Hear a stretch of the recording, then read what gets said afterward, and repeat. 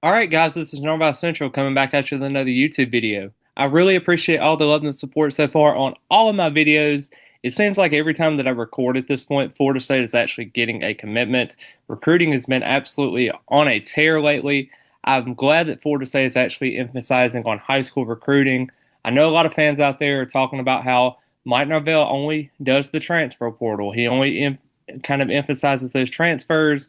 It's very nice to see that Mike Norvell and this coaching staff that he has, it's kind of brand new, has six new additional coaches to the staff.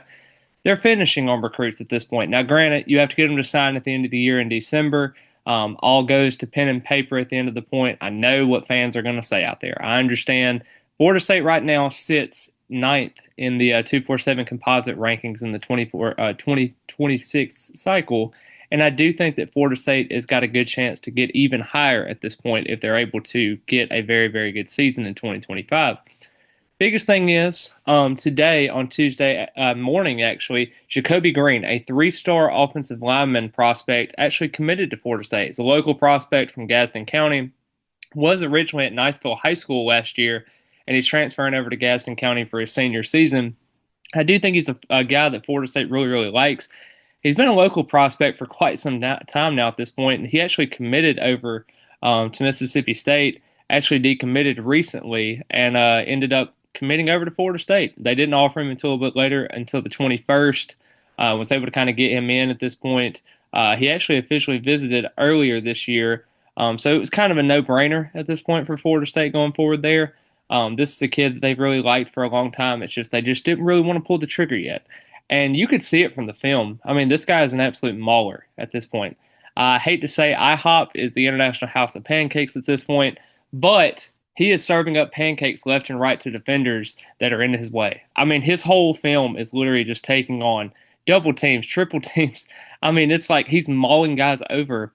Kayiah Charlton, a couple of years ago when he committed to Florida State, he was an offensive lineman, a three-star actually, was recruited by Alex Atkins. He was part of that big recruiting class that they had a couple of years ago, and he ended up being medically unable to perform the rest of his Florida State career, so he had to be able to leave the program at that point. Super sad to see how his injuries kind of backed him up a little bit, but he reminds me a lot of Jakobe Green. Hopefully, he has a better trajectory in his career at Florida State, but I do think this is a huge, massive gift for Florida State.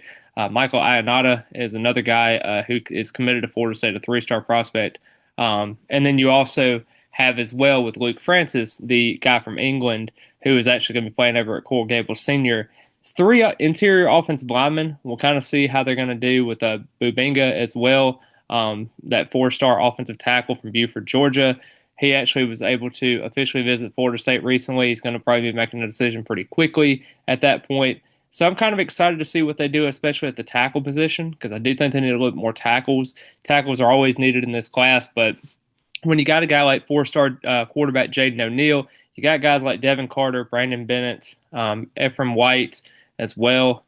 I think it's just exciting to see. You know, you even got an Xavier Tiller, who I think is going to be an exceptional tight end, and you might have a little bit more tight end help pretty soon with Landon Meyer as well. So I'm really excited to see where Florida State's going to go with this offense. I think this offense has a lot of potential. Obviously, they have to win on the field.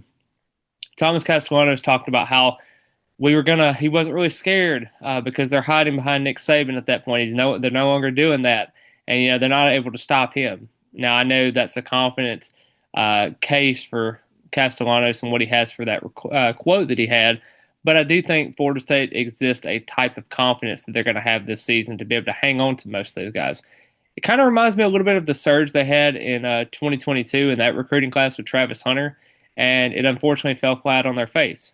They started out kind of having the number three class in the summer at that point. Before the season even started, you thought when they battled against Notre Dame and it was going to be a great time, and all of a sudden they let that close loss turn into a Jacksonville State loss, and you never really heard the end of it at that point. And then Florida State ended up not making a bowl game, and their recruiting class kind of shut down to the wayside at that point.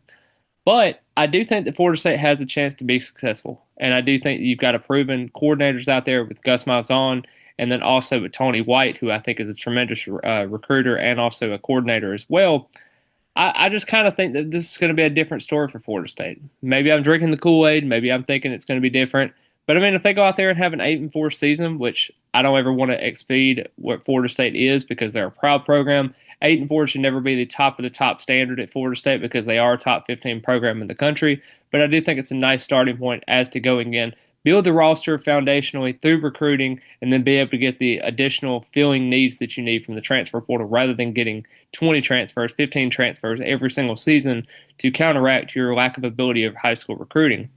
I do think Jakobe Green was a tremendous get for Florida State. They have to be able to hang on to him.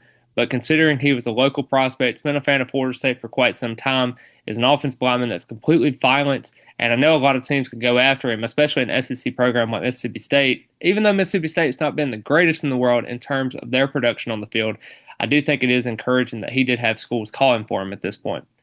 But I really appreciate all the love and support.